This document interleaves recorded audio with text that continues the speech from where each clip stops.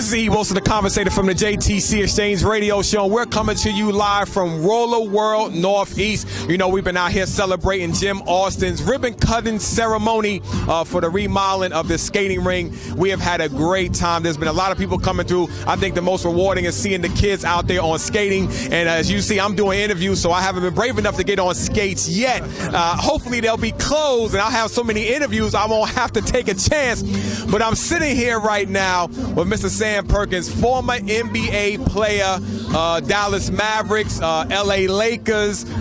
Most of y'all in my age bracket, before I remember him from North Carolina Tar Heels when they won the championship over Georgetown, when I believe Fred Brown threw the ball to the wrong player. And back then we were watching it. There was Betamax and VHS, and one of our friends who had a little bit of money had a Betamax, and we was able to rewind and watch that. But Sam, first off, man, it's a pleasure to have you here at Roller World and to be on the JTC Exchange. So how are you doing, my brother? Good, man. Thanks for having me. It's been a long time, but I'm a resident of Dallas, so I try to come out and support all the local things, local events and programs as much as I can. So now, how long now, Sam, has it been? Because I heard you say, you know, it was a fight to come back or come back this way, but now I'm remembering that you was a resident of here. Now, how long has it been since you've been kind of gone from the area? Well, I've been gone because of the fact of all the teams that I played for, and the last place I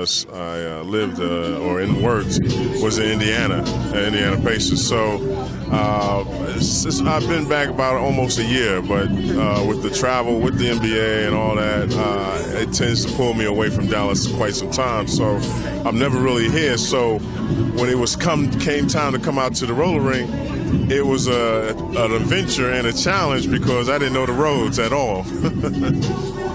Hey, a lot has done changed too, bro. It has, and it's growing, and even this construction on the north side of where I live. But at the same time, but I always come back here and do whatever I can. This has always been a base for me because I'm always splitting time between New York, from where I'm from, and going to LA a lot. But at the same time, I've grown accustomed to Dallas, stayed here, and now I'm trying to live here as much as I can. Well, I'll say from a New Jack, 7 years now, welcome back, welcome home. And let's talk about that, Sam. What are you actually doing with the NBA right now? Well, I've worked with the Indiana Pacers as a player development and got into that overall, and been doing that for quite some time now. I also go overseas as an ambassador, trying to build relationships and partnerships and meeting new sponsors globally, and just working with players as well. So that keeps me somewhat busy because of the fact that we're always looking for new partners in different countries. The last country we were in was, of course, Milan in Turkey.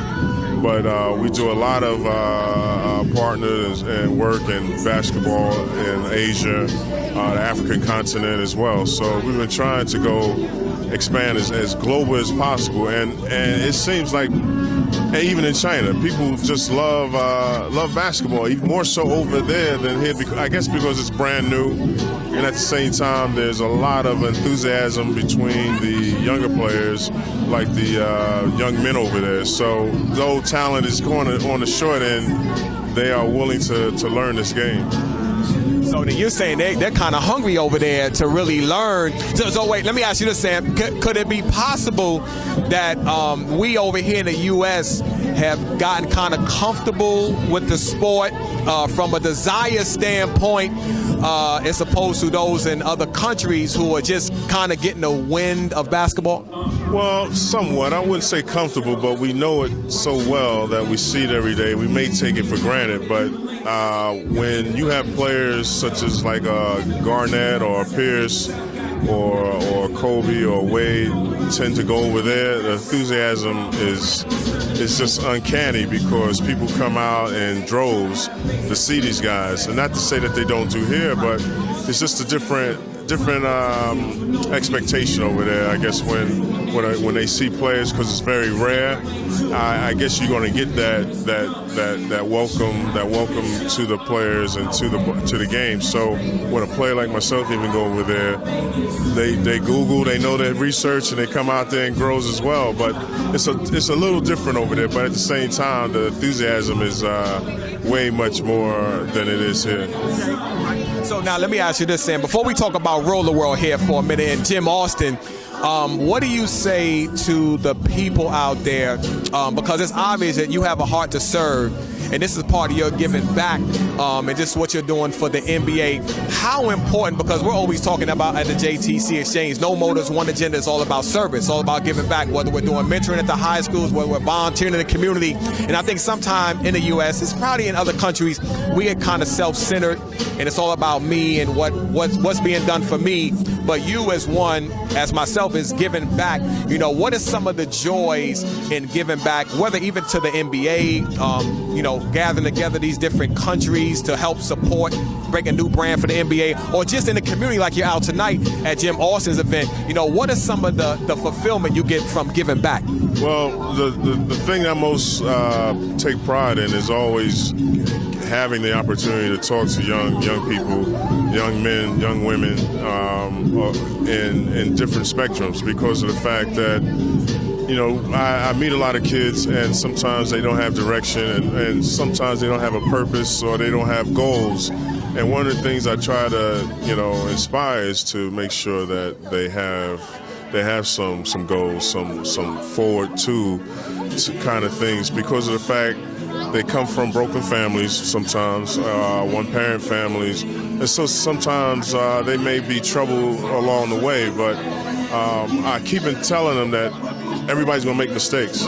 You know, I've made mistakes in growing up, and even though I'm still trying to be successful, and someone may think I am, but I'm still always striving, that there's always opportunity for them to go out there. But they have to be sure of themselves, be very confident.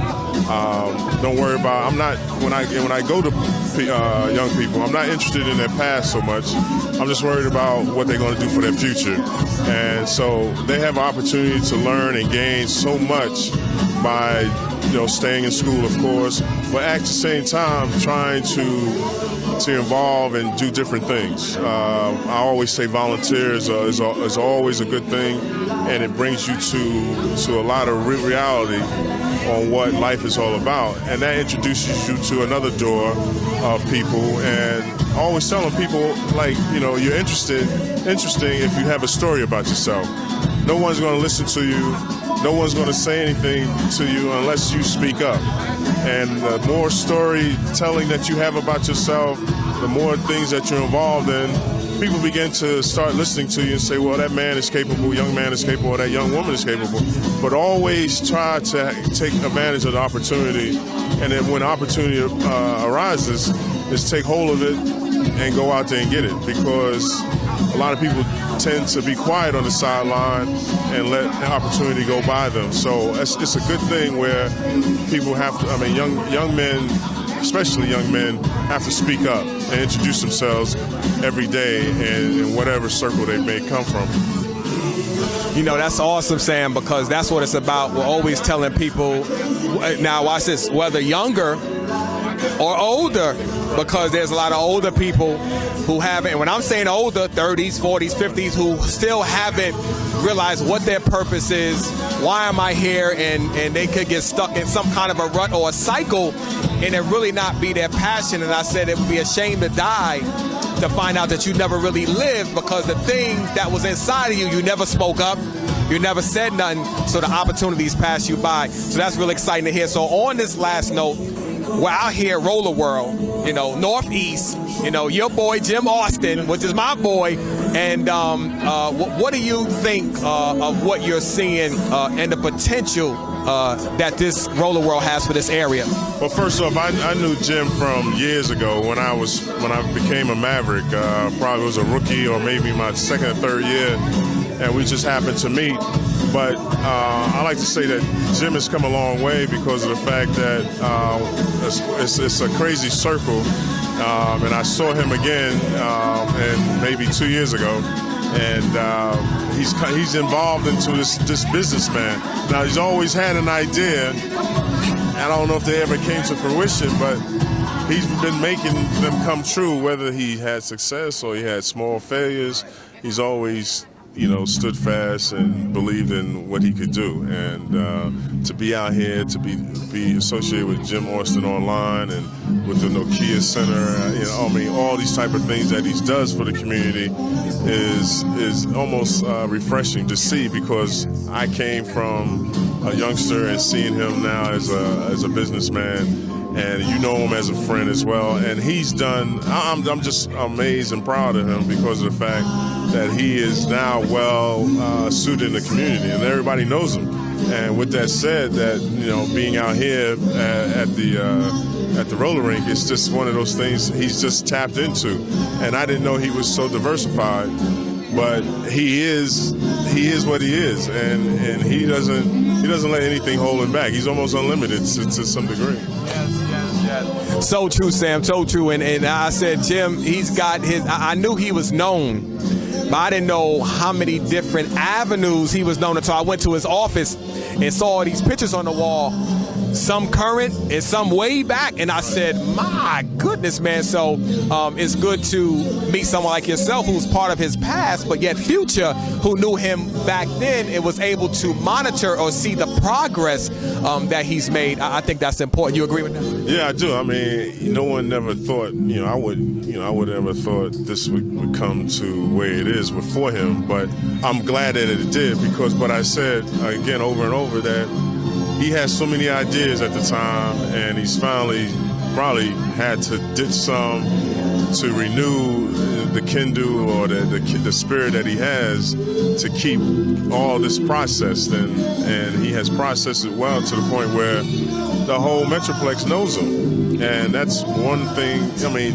by joining in another association, by joining another partnership here and there, he's gained more notoriety, and the more he involves himself in it, which is, again, back to youngsters, that's what you need to do. You need to just meet people that can probably point you in a different direction than where you are, and you see the success and the outcome to fruition.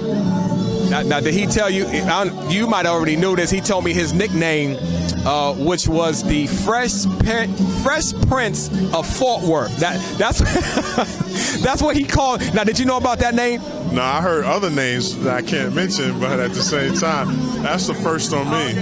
All right, so now, Sam, when you see him, just tease him about that. He called himself the last interview we had, the Fresh Prince of Fort Worth, because he said he's got this thing locked down, man. But Sam, listen, man, we appreciate your time. We appreciate you sharing, what you're doing with the NBA. I'm always excited to hear when people are giving back, no matter what background or whatever they're doing, man. It's just refreshing to hear what you're doing after watching you all them years, scoring jump shots and shooting the lights out from the three-point land with the Sam Perkins set shot from deep. A little bit. You didn't need much because it wasn't the air. We knew it was going in. Like I said, you were the first before Robert Horry. They knew when you got set, it was a wrap. He was just a younger version of me, and he did it way better. But he was on teams. He probably won 7 championships, something like that. Ridiculous. But he was like, I thought I was, a three-pointer, but he's a true three-pointer.